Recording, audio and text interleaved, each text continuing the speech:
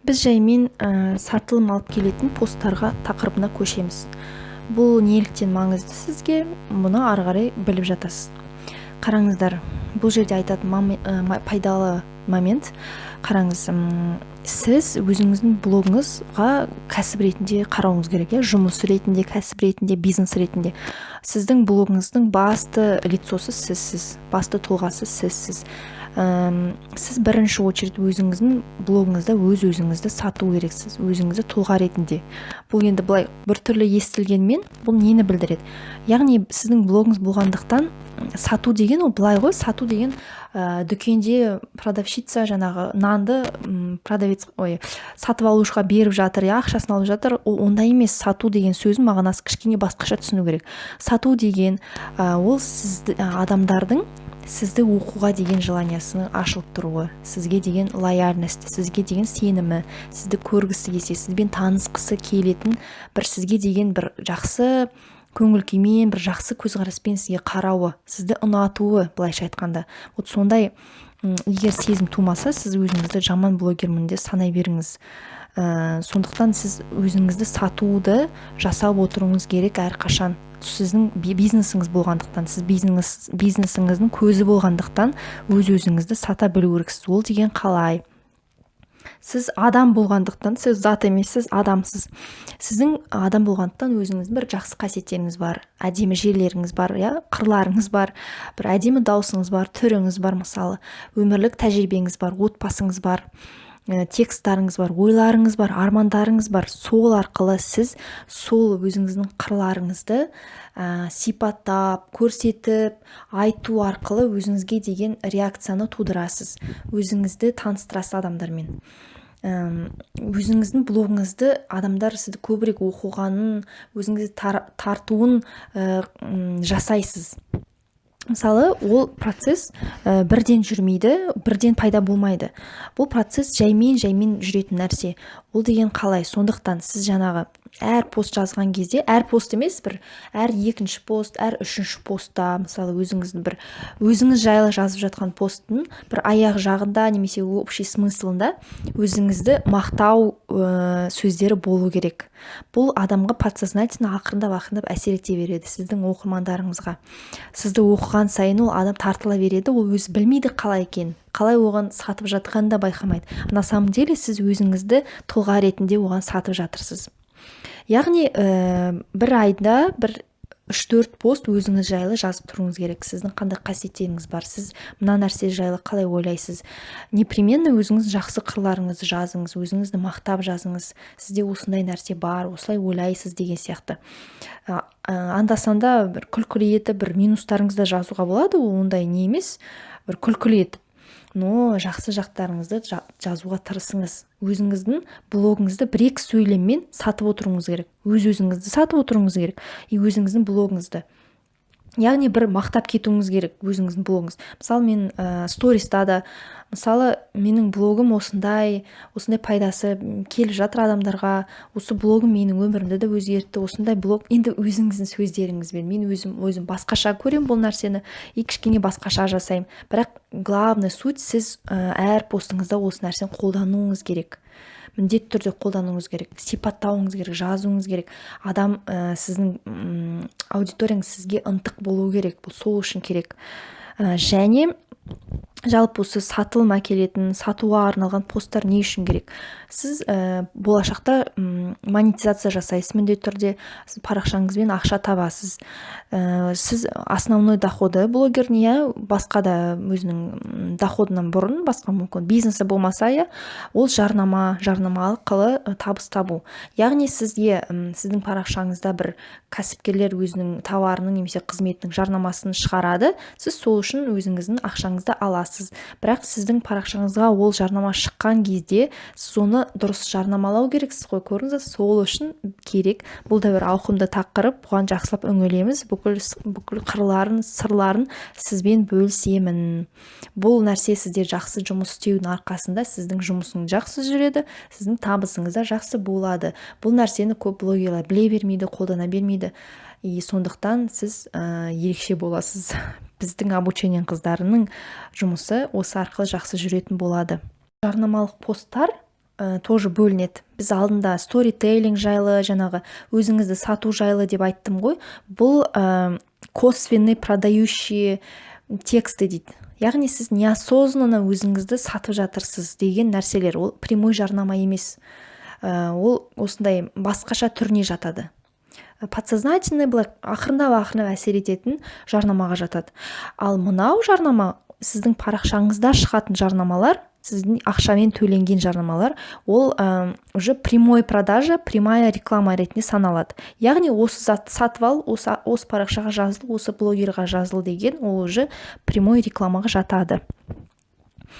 Әркім мысалы өзінің жұмысын, өзінің бір кәсібін дамытып жатқан адам өзінің жалпы осы сауданы үйренуге болады. Сіз өзіңіздің парақшаңызды, жарнаманы жақсы сатуды білуіңіз керек. Мүмкін мынандай нәрсе естіген боларсыздар, Ресейде бұл уже көп кездеседі бұндай нәрсе. Яғни уже андай бір вежливый адамды кездестіру мүмкін емес. Обязательно саған бір нәрсе сатқысы келіп тұрады деген сөз бар. Просто жаңағы олар обучение өткен, мысалы жаңағы сату жағынан мастер адамдар негізінде. И сондай оларды үйреткенде былай үйретеді, сен доброжелательно адамға вежливый сөйлесуің керексің дейді. То есть бетіңе былай сатып ал деп айтпау керек. Доброжелательно сөйлесіп отырып қана ұсыну керек дейді. Но оның өзі на самом деле как бы не раздражает, все равно это вежливо сөйлесіп жатыр ғой. Адамдардың көбісіне қай сөз раздражает, мысалы дүкенге кіргеннен кейін, давайте мен сізге бір нәрсе давайте вам подсказать что-нибудь деп мысалы тақалады ғой. Ой, керек емес, өзім қараймын дейсің ғой мысалы. Сол сияқты это больше всего раздражает, когда человеку как бы продают в лицо. И сол сияқты мысалы Инстаграмда бір лентада көріп қаласың ғой, бір пост больше всего адамдарды раздражать ететін психология бойынша. Ол бір картинка шығады, бір товардың немесе коллаж, бір суреттер тұр, мысалы фен ба, бір ыдыс ба, и жазып осыны дәл қазір сатып ал, немесе купи это прямо сейчас деп.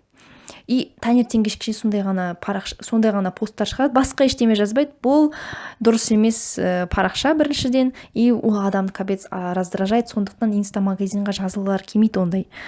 Неліктен адамды раздражает бұл? Потому что бұндай реклама уже жұмыс істемейді.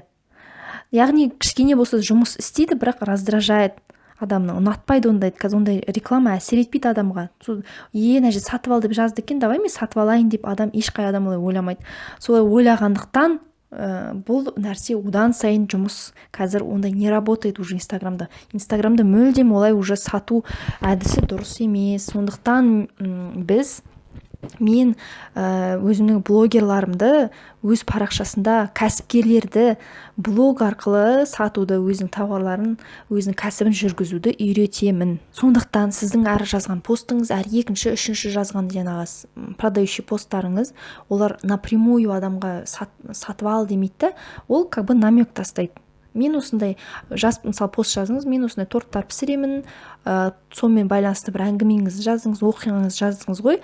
Ол жерде сіз сатып ал деген сөз ешқашан айтпайсыз, жазбайсыз, но сіз намекаете, что вы осындаймен айналысасыз, если что, сіз менен заказ бере аласыз деген сияқты.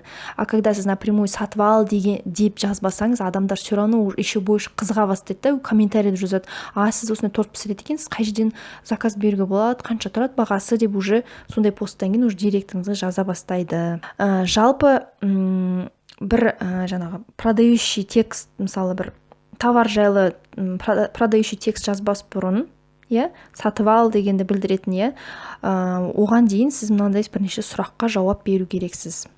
Яғни жарнамалық текст жазбас бұрын. Біріншісі, сіз кім үшін жазып жатырсыз? Сіздің клиентіңіз кім?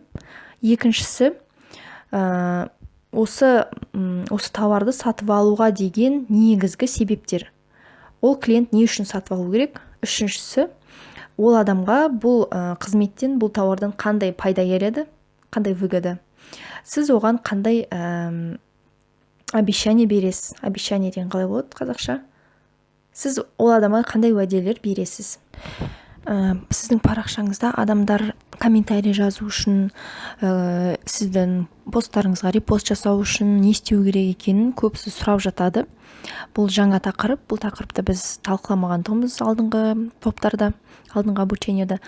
Алдымен осы адамдар сізге комментарий жазу үшін, сізге жақсы оқып, сізді басқаларға рекомендовать ету үшін біз түсінуіміз керек. Вообще осындай желіде, әлеуметтік желіде адамдар қалай бір-бірімен взаимодействие жасайды. То есть бұл бір-бірімен қалай сәйкес келеді.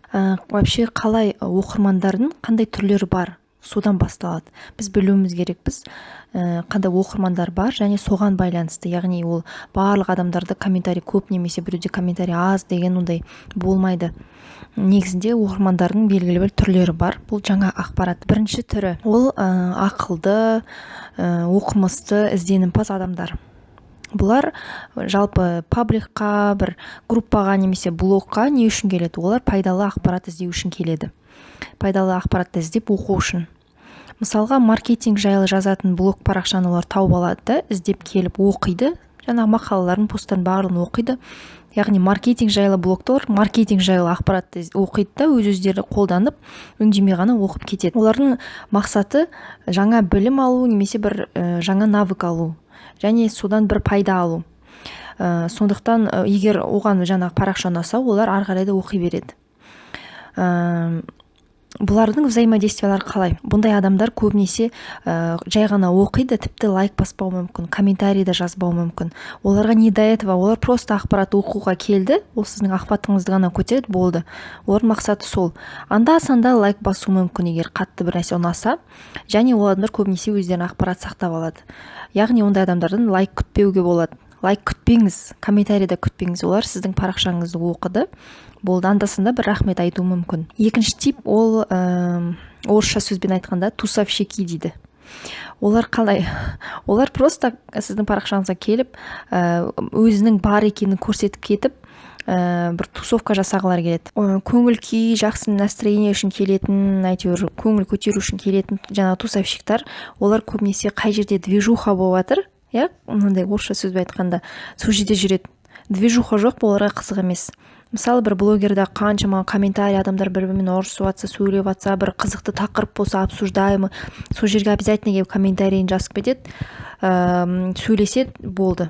Олардың мақсаты сол автормен, жаңағы блогермен сөйлесу, немесе басқа қолданушылармен сөйлесу, сол тақырыпты обсуждать ету. Мысалы, бір острый провокационный тақырып болса, немесе біздің мемлекеттегі бір өзгеріс туралы жазылып жатқан тақырып болса, горячий тема болады ғой, жаңадан бөліскен, соны просто обсуждать етіп, өзінің бір опытымен бөлісіп сөйлесу, болды. Олар оқиды, комментарийларды оқиды бұл адамдар. Сосын кейін үлкен қылдырып комментарий өздерінің жаңа ойларын айтады, басқа комментарийларға жауап береді. В общем,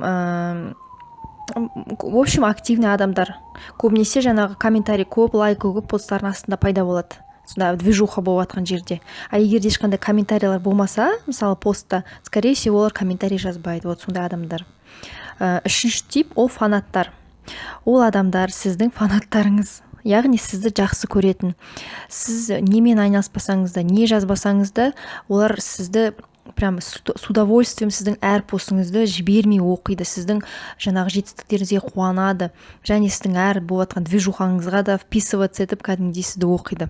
Олардың мақсаты сізді қолдау, сіз туралы көбірек білгісі келеді, кәдімгі сізді жақсы көреді, сіздің бір көмекшіңіз болғысы келеді шығар ар жағында, арманы, сізді қорғағысы келеді, өзінің махаббатын көрсетіп, сізге деген сізді жақсы көретінін көрсетіп, и сіздің де бір взаимный ответіңізді күтіп жүреді. Ол адамдар комментарийді өте жеңіл жазады және жиі жазып тұрады. Мысалы, сіздің бір достиженияларыңыз, жетістіктеріңіз жайлы пост болса, или бір жаңағы талант туралы жазған бір постыңыз болса, олар кәдімгідей комплименттерді аямай жаудыртып жазады, сіз қандай күшті екеніңізді жазады. Сосын кейін сол адамдар өзінің басқа жаңағы туыстарына немесе достарына сізбен бөліседі, рекомендовать етеді, репост жасайды, сіздің посттарыңызды өз парақшасына репосттайды, сторисына шығарады. Көрдіңіз ба, бұл сіздің фанаттарыңыз. сізді жақсы көретін сіздің шынайы оқырмандарыңыз, сіздің өсуіңізді, сіздің жаңа посттарыңызды кәдімгідей күтетін, сіздің бүкіл стористарыңызды күтетін, жауап беріп отыратын. Негізі онда адамдар жиі комментарий жазады, сіздер уже танып аласыздар, жаңа комментарияларына қарап уже біліп отырасыздар кім екенін. Төртінші тип ол ойшылдар, яғни философтар. Олар философствовать ету үшін келеді көбінесе парақшаға, көбінесе сіздің бір пікіріңізді білуге келеді и өзінің пікірін айтып кеткісі келеді. Оның мақсаты ол дискуссия, өзінің ойын айту, өзінің жаңағы точка зрениясын айтып кету, бір жаңа идея алу, мүмкін шабыт алу, бір ойларға бір себеп алу. Олар қандай посттарда пайда болады? Көбінесе оларға өзіне қызық посттар болса, сол жерде пайда болады. Егер өздері бір нәрсе айтатындай жаңа ойлар болса, айтатын сөздер болса, бір немесе бір идеяларын көрсеткілері келіп кетсе, бір нәрсемен спорить еткісі келсе, бір нәрсе дәлелдегісі келсе, сондай жерде пайда болады. Мысалы, сондай пост келді ма, сәйкесінше все сол жерде пайда болады, обязательно өзінің мнениесін жазып кетеді. Олар ұзақ жаңағы диалог құрады, комментарийларда егер бір жауап беретін сөздері болса. Так, 5-ші ой, бұл 6-шы тип адамдар, ол хейтерлар. Яғни ол қандай адамдар? Олар вечно сізбен сіздің жазған посттарыңызға, сіздің ойларыңызбен немесе келіспейді. Олардың армандары, олардың желаниялары болады ғой, самоутвердиться, яғни өздерінің керемет екенін сезініп қалу. Олар көбінесе өздерінің ешқандай жетістіктері де болмайды, бір нәтижелерде болмаса да, бір негативный сөзін айтып қалғысы келеді. Сіздің жазған постыңызды, сіздің бір жетістігіңізді ешқандай жаңағы ценности жоқ екенін көрсеткісі келіп кетеді. Обесценивать еткісі келеді, сізді түсіріп тастағысы келеді. Сол түсіріп тастау арқылы өзін көтеріп тастағысы келеді. Сіздің арқаңызда өзінің жаңағы өзіне қолына түк келмейді ғой, өзін самоутверждать еткісі келеді да. Олар, сіз пока солай забанить етпесеңіз, егер блокқа жібермесеңіз, соған шейін жаза береді. Бұлардың жаңағы ерекше қыры байқауға болады, ол бір жаңағы злость дейді, негатив и агрессия. Егер соны байқасаңыз, значит, ол хейтер адамдар. Олар алады да ұялмай жаза салады бір негативный сөз, сен андайсың, сен мұндайсың деп жаза салуы мүмкін. Сторисқа солай жауап берді, сен сұмырайсың, жараспайды саған деп, мысалы. Одан кейін мынандай тағы бір тип бар, оларды орысша сөзбен, енді бұны аударуға келмейді, сондай сөз тролли дейді, естіген шығарсыздар, тролль. Олар не істейді? Олар көбінесе жаңағы бүкілін күлкіге айналдырып жүретін адамдар. Мысалы, сіздің жазған постыңызды, сіз не жазсаңыз да, немен айналсаңыз да, кәдімгідей күлкіге айналдырып, шынымен де мысалы стоящий, крутой нәрсе болса да, олар алады да обесценивать етеді біріншіден, и повод тауып алады, любой біздің күліп айтады да, ой, сен ондай емессің ғой, сен талантың жоқ деген сияқты. Әйтеуір мақсаты бір күліп қалу болады ғой,